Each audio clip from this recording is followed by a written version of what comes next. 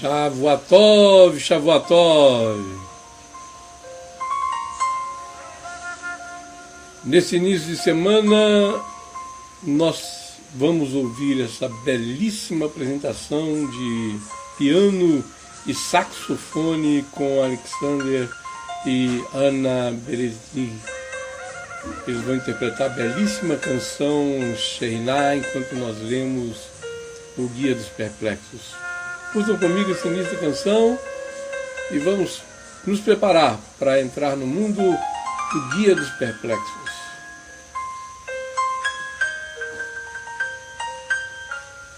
Seja muito bem-vindo. Que o Eterno ilumine o nosso caminho, que nós possamos ter a sabedoria. Vem, Senhor, faz prosperar tua obra, prospera sim a tua obra, Senhor.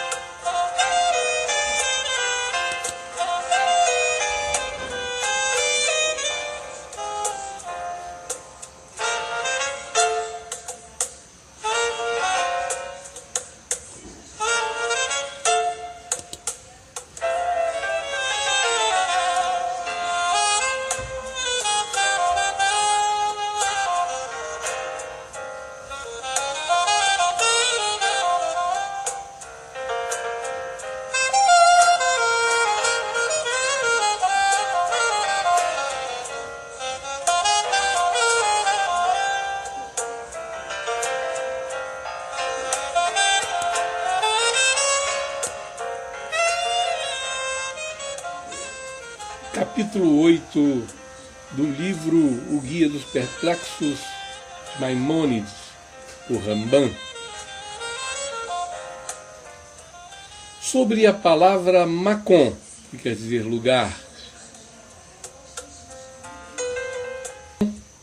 Esse termo se aplica originalmente ao lugar particular e ao geral.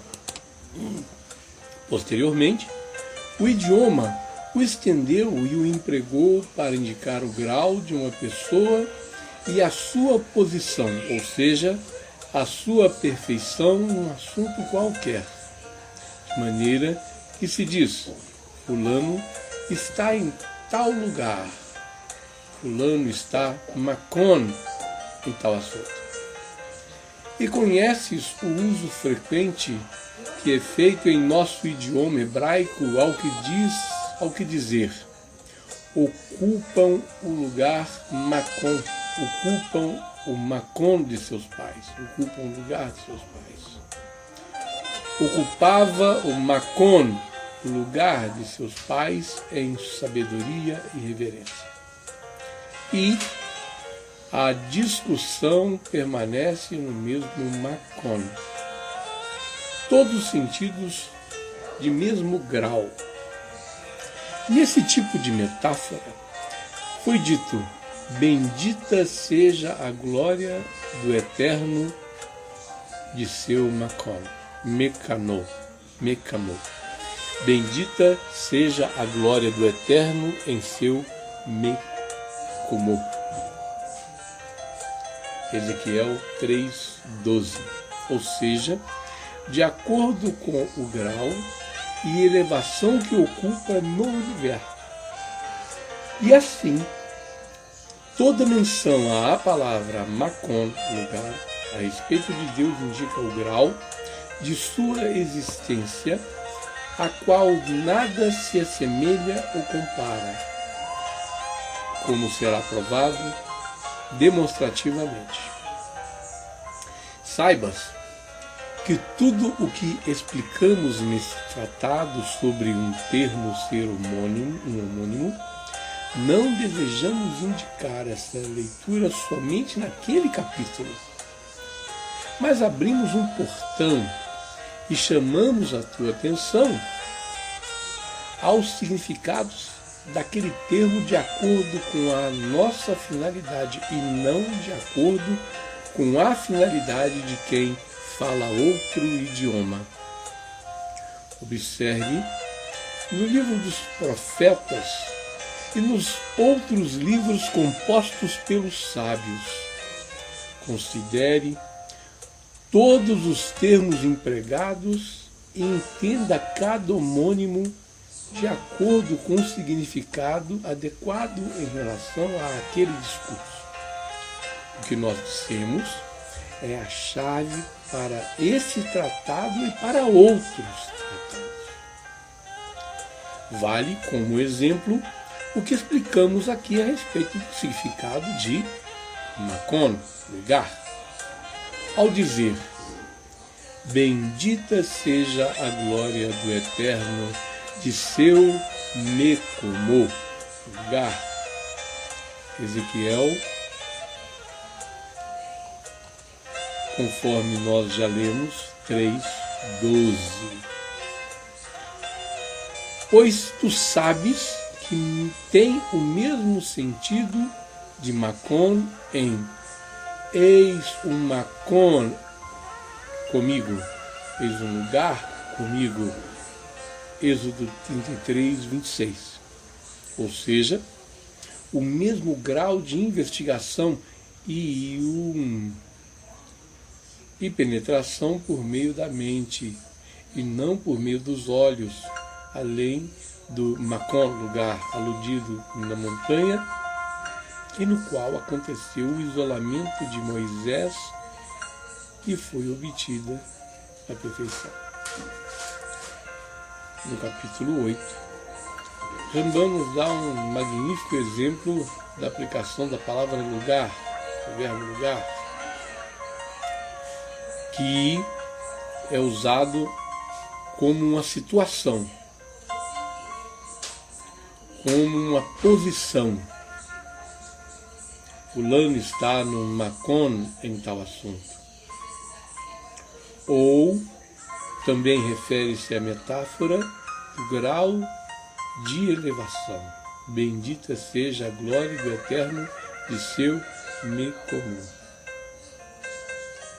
Assim nos ensina e nos demonstra que não somente nestas passagens que ele nos referiu, mas em outras que nós podemos fazer em grau comparativo, é a interpretação de acordo com o entendimento, de acordo com o parágrafo, de acordo com o verso, de acordo com o capítulo, de acordo com o entendimento do assunto. E nós passamos assim para o capítulo 9. E ele nos explicará sobre a palavra Kissê, trono. Kissê. Esse termo foi empregado originalmente no idioma hebraico como trono. E como no trono se sentam pessoas ilustres e detentoras de grandiosidade, como os reis, o trono se tornou o aparelho visível que indica grandiosidade, dignidade e honra de quem as merece, e assim o trono foi denominado de Kissê. O templo foi designado como Tissê, como Kissê, trono, pois ele indica a grandiosidade de quem se manifesta nele e que descende a sua luz e a sua glória sobre ele.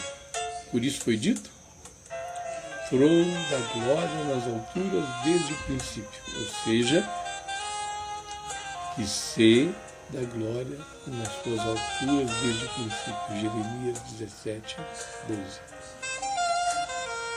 Por esse significado, Os céus são chamados de trono, que se, pois, para quem os conhece e contempla, indicam a grandiosidade. Quem os fez existir, que os manifesta e rege sobre o mundo inferior, e pelo bem que emanam, como em Assim disse o Eterno, os céus são o meu que ser, trono, Isaías 661. Eles indicam a minha existência, a minha grandiosidade, o meu poder. Da mesma forma que o trono indica a grandiosidade de quem é digno dele. É nisso que devem acreditar as pessoas da verdade, e não que haja um corpo no qual Deus se eleve.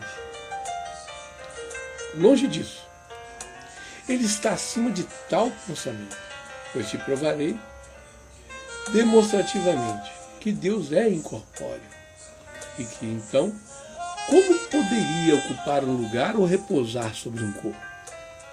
Mas é como havíamos mencionado, todo lugar que Deus enobreceu e distinguiu com sua luz e esplendor, como o templo, é denominado que ser. Contudo, foi num sentido mais amplo do idioma hebraico que foi dito, porque a mão está colocada sobre o ques de Deus, trono de Deus, Êxodo 17:16, para expressar uma qualificação de sua grandiosidade e majestade, que não devem ser representados como algo fora da sua essência, nem como uma de suas criaturas, como se Deus existisse às vezes sem o trono e às vezes com o trono. Isso seria, sem dúvida, uma crença ímpia, pois o profeta disse explicitamente, Tu, Eterno, Tu permaneces eternamente, Teu trono de geração em geração. Lamentações 5:19. Isso indica que o trono é algo inseparável dele. Portanto, nessa passagem e em semelhantes a essa, que se indica a majestade e grandiosidade de Deus e não sendo algo exterior à sua extensão, como será explicado em alguns capítulos desse tratado. Então, nessa passagem, nesse capítulo 9, nós vamos entender um pouco do idioma que é dito sobre o trono, somente referindo-se ao trono de Deus. O trono indica um lugar de dignidade, de majestade, de grandiosidade. Por isso, os reis se sentam sobre um trono. Mas o trono do Eterno não é divisível dele, não é separado dele, não é algo à parte do Eterno. Pelo contrário, quando nos referimos a essa grandiosidade do céu, do trono, das coisas que são indicadas que Deus iluminou e Deus engrandeceu, são ditos tronos. Por isso que é dito que os céus são o trono do Eterno. E ele nos mostra que essa palavra foi usada nessas passagens, indicando justamente essa condição do trono de Deus estar ligado ao próprio Eterno. Desta maneira, nós vamos entender e compreender que a expressão da qualificação, da grandiosidade e majestade não devem ser representadas como algo fora, e sim fazendo parte da essência, compondo a essência, estando contido na essência do Eterno. e não como se fosse alguma coisa criada. Um trono material, um trono físico. Não se confundir com isso, porque não tem a ver com o trono físico, e sim com a grandiosidade, com a qualificação daquilo para o qual está se usando a expressão de trono. Nós vemos que Maimônides tem nos trazido nuances da linguagem, da língua hebraica, para evitar confusões e coisas que são que trazem grau de dificuldade de compreensão ou interpretação errônea. Como é o caso, por exemplo, nós estamos ouvindo a Shekhinah, essa belíssima canção, e alguns traduziram como Shekinah. Nem a numerologia confeririam, nem a numerologia iriam conferir, porque é o número representado pela letra Het, e a outra seria diferente na numerologia. Até a interpretação numerológica seria diferente. E também as palavras totalmente diferentes.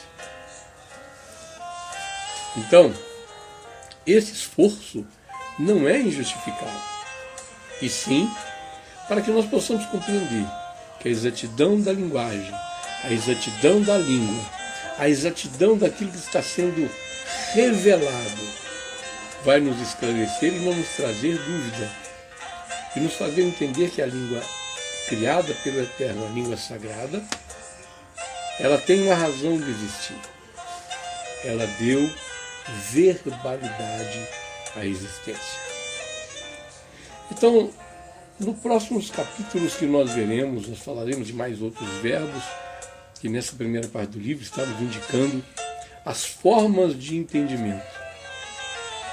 Vamos aprofundar um pouco mais, vamos conhecer um pouco mais. É o guia dos perplexos que está sendo nos dito, nos revelado coisas enormes, grandes, extraordinárias. Nós estamos na página 78, só o começo de um livro de 1154 páginas. É um prazer ter você comigo. Se você tem dúvidas, você vai me perguntar e eu vou te responder.